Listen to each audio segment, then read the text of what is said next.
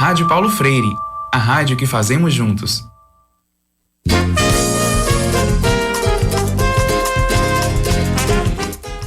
A Rádio Paulo Freire apresenta Extensão UFPE e você.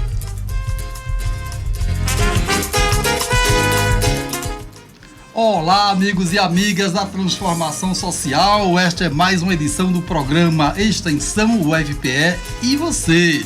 Pensado para você, você que acompanha já a gente há algum tempo ou que está chegando agora, você quer saber como a universidade pode ajudar a melhorar a qualidade da sua vida onde você estiver? Aqui e agora divulgamos ações extensionistas da comunidade universitária, dentro do campus, nas ruas, nas comunidades ou nas instituições parceiras. Toda semana estamos aqui neste canal conversando com você e com os extensionistas e as extensionistas da UFPE. Eu sou o jornalista Marcos Silvestre e hoje nós temos novidade. A Maria Clara, estudante de jornalismo, está aqui conosco. Obrigada pela oportunidade, muito bom estar aqui com vocês e é isso. Vamos lá. E também temos duas convidadas, a Flaviane Nóbrega, que é da Faculdade de Direito do Recife, e a Irla Xavier, do Centro Acadêmico do Agreste, em Caruaru. Os povos originários e a extensão na UFPE é o nosso tema de hoje. Olá, Flávia, seja bem-vinda. Muito obrigada pelo convite, é um prazer, uma honra estar aqui com vocês. Que bom. Que bom, que bom. E a Irla Xavier, seja bem-vinda também. Obrigada, Marcos, e é um prazer, né, estar aqui representando em nome de tantos e tantas. Exatamente. Vamos saber quantos e tantos nós temos aí com esses projetos de extensão. Nós sempre queremos trazer extensionistas, né, participantes de projetos da universidade, e você pode mandar suas sugestões de temas, né? Nós estamos conversando com os coordenadores setoriais de extensão da UFPE para divulgar aí o ENESC, o encontro de extensão, e você pode mandar suas sugestões também. Agora é com a gente, nós quatro aqui, mais a participação aqui, o apoio da Duda, né, a Eduarda, que está também apoiando a equipe do programa. Vamos começar com Flaviane, então, né? Flaviane Fernanda Bittencourt Nóbrega, graduada em Direito, mestre em Direito e mestre em Ciência Política também, doutora e pós-doutora em Direito pelo Instituto Max Planck na Alemanha e fez uns cursos, eu pesquisei, claro, o seu currículo, né? Fez cursos também na Holanda, nos Estados Unidos, na França, né? E docente da UFPE, né? No curso de Direito, na Faculdade de Direito do Recife, o nosso CCJ, o Centro de Ciências Jurídicas. Além de coordenadora da extensão, você coordena o projeto Exposição Audiovisual sobre o Sistema de Justiça Tradicional de Povos Indígenas situados no estado de Pernambuco. É longo porque é complexo mesmo, gente. Quais as entidades envolvidas nesse projeto? Fala um pouquinho geral assim desse projeto, por favor. Muito obrigada, Marcos, pelo convite, pela oportunidade de estar aqui na Rádio Paulo Freire pela primeira vez, ao vivo com vocês.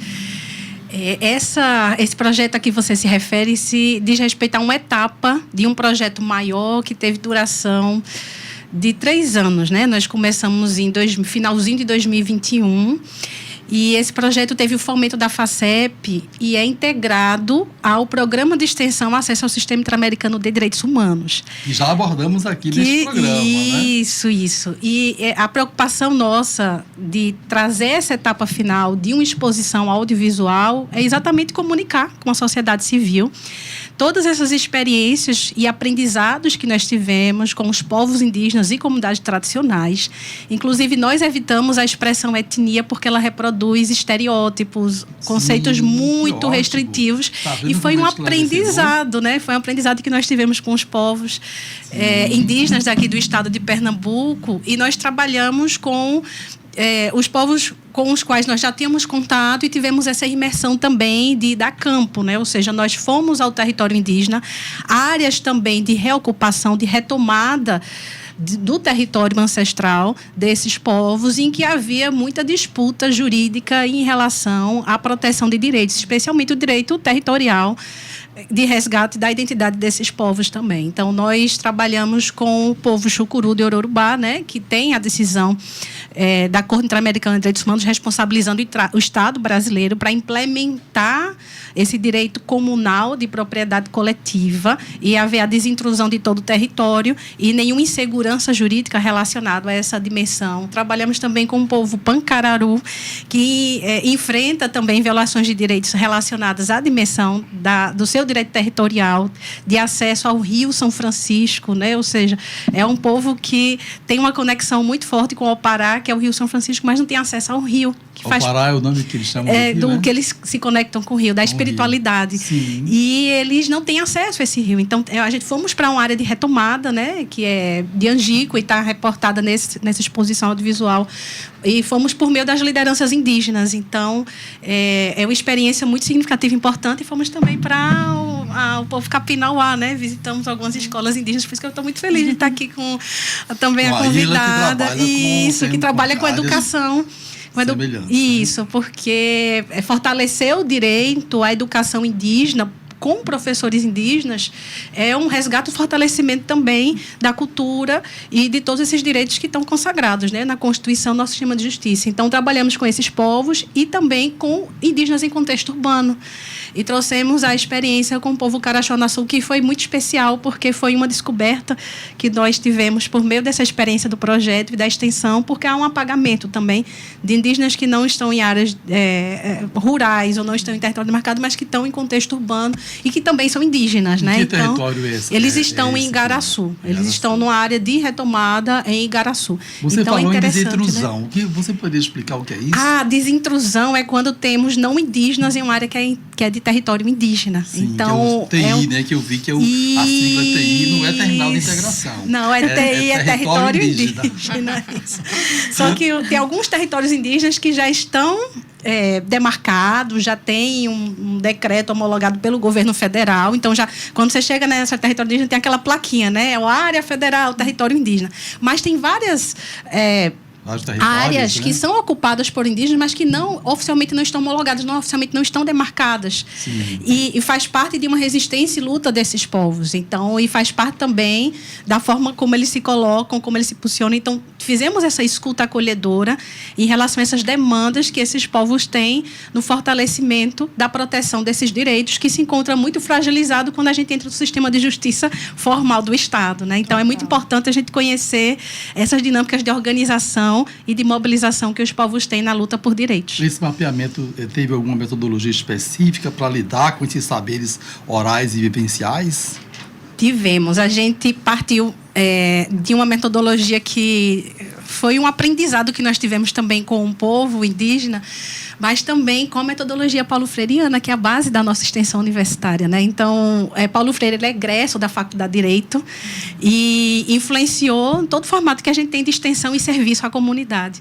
E algo que nós priorizamos muito é aprender com o outro, né? Com esse saber que vem da própria comunidade indígena e a percepção que eles têm do direito, da construção que eles têm do direito. Então, nós revisitamos categorias jurídicas que muitas vezes estão enclausuradas, fechadas num texto da lei, para perceber e aqueles conceitos jurídicos são aplicados a um contexto não indígena, por exemplo. A um contexto, né? E muitas vezes, quando são aplicados ao indígenas, representam violência aos indígenas. Vou dar um exemplo que foi muito importante para nós, dentro dessa experiência, trazendo essa metodologia paulo-freiriana. Só para trazer a trajetória da metodologia. Nós começamos a trabalhar fazendo levantamento de jurisprudência, identificando o sistema formal de justiça para depois irmos para a campo e ter essa escuta com os povos direto, né? e diretamente com eles. E o que é muito curioso, quando a gente faz o levantamento formal, no levantamento das decisões judiciais, muitos indígenas são referidos como invasores, como facções criminosas.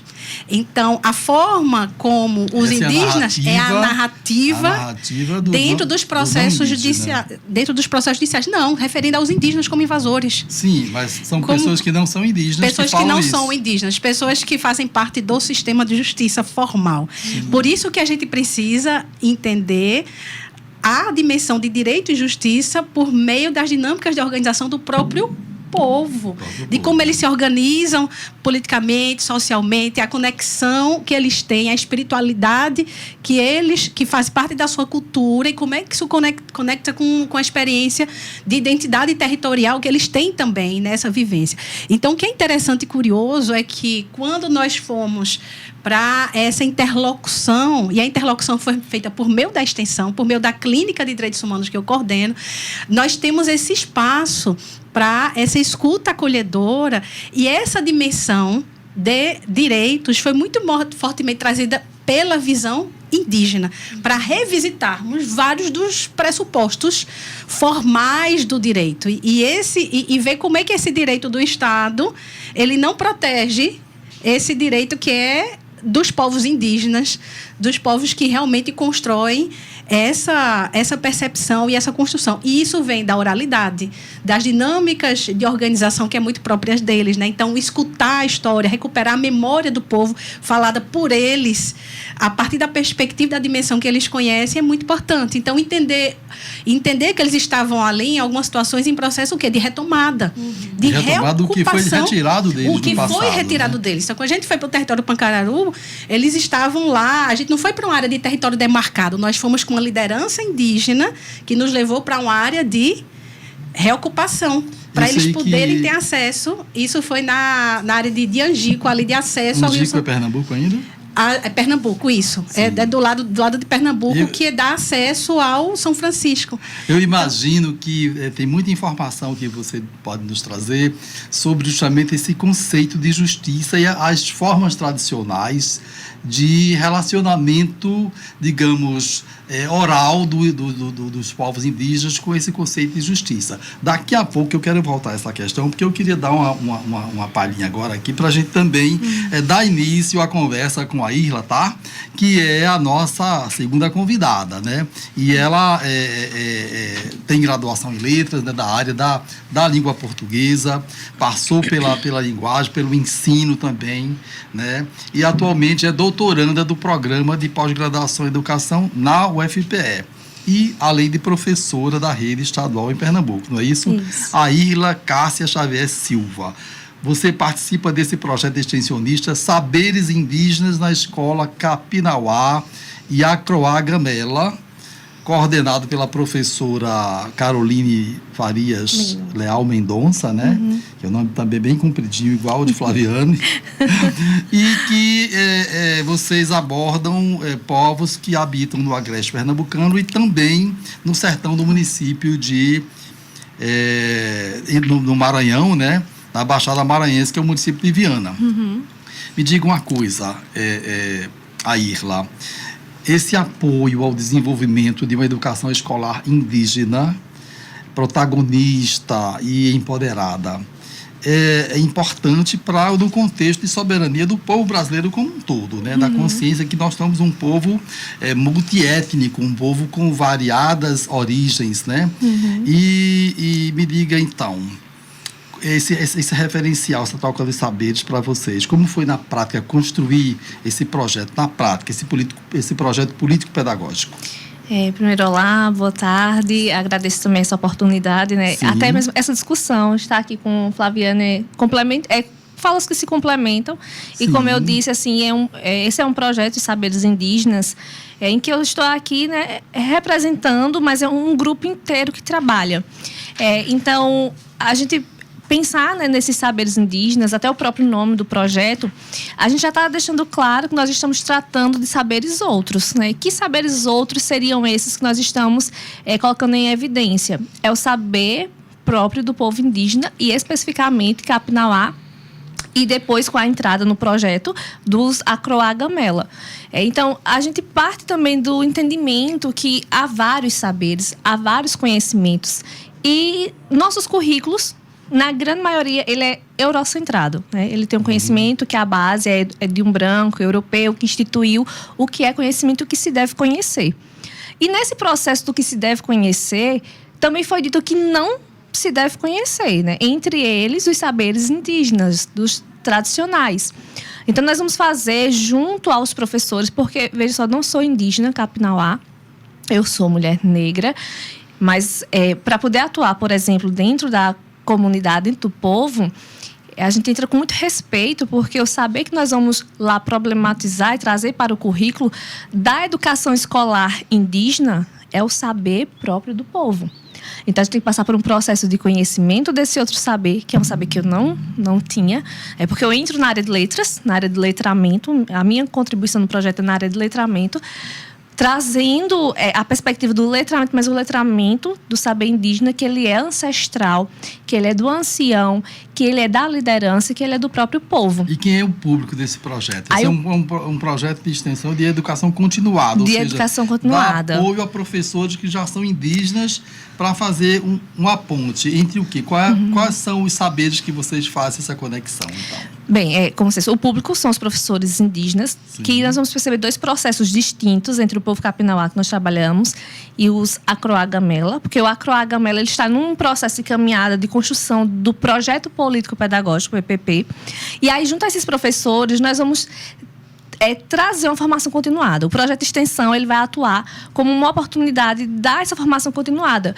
Porque, muitas vezes, esse professor que ele é indígena, no seu passado, ele fez uma licenciatura que ela é respaldada nesse currículo que nós chamamos eurocentrado. Então, como é que ele vai compreender? Porque, às vezes, ele passa por esse processo de apagamento. Que apagamento é esse? Que o meu saber não é importante. E ele tem que começar a ressignificar que esse saber é importante. Mas, muitas vezes, ele se vê um pouco... como é que eu faço? Como é que eu trago para a sala de aula o saber que é do nosso povo? Sim. Se o currículo diz que eu tenho que ensinar isso, isso e isso. Como é que eu vou trazer o saber? Então, nós atuamos justamente dentro disso, pensando na parte de letramento e numeramento, que foram as 2 partes que nós fomos atuar, com o apoio também dos professores de matemática do Centro Acadêmico do Agreste. Uma curiosidade, na tradição desses povos que vocês têm contato, como é a relação com os números? Pronto, por exemplo, eu não sou na parte de numeramento, sim. Mas a gente também participei de parte quase que integral assim, do projeto. Mas, por exemplo, a gente vai pensar que a relação de terra deles, eles têm uma forma de medição de terra. Como é que eles fazem na hora de plantar, como é a distância de uma cova para outra para plantar o feijão, para plantar o milho. E que essa distância, que eles podem chamar de braça, a gente vai ter um outro conhecimento que vai colocar uma outra forma de medida. Então, a gente traz esse outro saber, que é o saber próprio do povo, mas também esse outro saber que ele é institucionalizado, ele está num currículo que ele é branco. Nós vamos pensar também como é a relação do povo ali, das crianças, dos anciãos, em relação a número dentro do território. Como lá, especificamente os Capinauá, eles têm uma questão arqueológica, pensar também a questão dos artefatos arqueológicos, na sua questão de tempo, o tempo que as pedras estão lá, que elas passam por um processo. Como é que eu posso trazer isso para a sala de aula, para ensinar esse menino a ter uma compreensão de tempo e de número, que ele pode vir do saber do avô, por exemplo, né, de um bisavô, e que ele foi sendo repassado. Isso pensando numeramente, mas minha área mesmo de atuação no projeto foi dentro da perspectiva do letramento. Eu junto com Heloísa e Neida. Me diga uma coisa, do caso... Vocês partiram de áreas, de lugares, e alguns em comum, outros diferentes, mas áreas epistemológicas diferentes. O que significa, na prática, colocar esses saberes no centro, né, da atividade acadêmica formal da universidade? Primeiro, a gente mostrar que existem epistemologias outras. Né? A gente mostrar esse meio acadêmico, que ele também ainda ele é eurocentrado também, que existem outras formas de saberes, né? E que esse saber que ele é do povo indígena, ele também pode estar dentro, ele tem que estar também dentro da academia. Então, por exemplo, o projeto de extensão, que ele está ligado ao UFPE, a UFPE vai mostrar também esse respeito a esse saber, trazer assim, esse saber como qualquer outro saber, que ele é válido também, porque ele é um saber. E precisa trazer para dentro da universidade. Sim, e trazer também. Para dentro. Então, a universidade é quem perde por não ter esse conhecimento aqui não dentro. Reconhecer, né? essas outras epistemologias, esses outros saberes. Clara. E a gente quer saber que mudanças vocês conseguem observar a partir dessa introdução desses saberes indígenas ancestrais nos lugares, nos espaços de educação e justiça. O que é que muda, o que é que abre espaço nesse novo cenário que agora, graças a Deus, a gente está conseguindo incluir mais e mais essas pessoas tão importantes para a construção da nossa sociedade. Assim, o que é que muda? Acho que para as duas é válida. Para as duas é válida essa pergunta. Flaviane. Eu poderia destacar hoje um resgate muito forte da identidade indígena, né? Tivemos um novo censo recente feito pelo IBGE, eu comentei isso até com o Marcos anteriormente.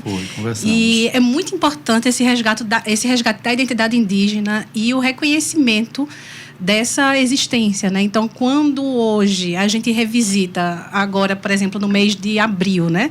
A gente não tem o Dia dos Índios, mas o Dia dos Povos Indígenas. Isso já também é um resgate dos direitos dos povos indígenas. A gente já ressignifica. A nossa Constituição fala em índio. Então, os próprios indígenas já deram um significado novo a uma categoria jurídica que não faz sentido, porque ela reproduz um estereótipo e uma expressão que pode até ser preconceituosa. Então, esse resgate da identidade indígena, da cultura indígena, da identidade territorial e desses saberes é um avanço que a gente percebe também com essa interlocução, né? Com essa presença desses saberes em outros espaços.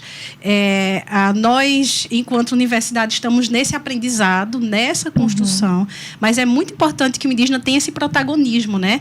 Que ele fale e que ele possa ter esse espaço e essa voz dentro da universidade, dentro dos projetos, porque eles é que são os protagonistas desse processo, né? Nós estamos nessa interlocução como facilitadores. Nosso tempo está correndo. Veja quanto assunto a gente tem, Clara. Pessoal, me conta um pouquinho qual é o impacto para os estudantes, né, internamente da UFPE e no âmbito externo também desse projeto para vocês. Como é que impacta na vida interna e externa da universidade? Eu acho que primeiro começa por esse movimento que, para alguns, ele é inverso, né? Em que se achava que, muitas vezes, a academia ia até esses territórios, ia até esses povos, levar o conhecimento, levar a luz. Que isso é uma concepção que a gente sabe que é de 500 anos aí. Então, já começa a perceber que agora o indígena ele vem para o centro acadêmico, e ele está dizendo assim, olha, nós também temos saberes para compartilhar. Então, esse é o primeiro impacto.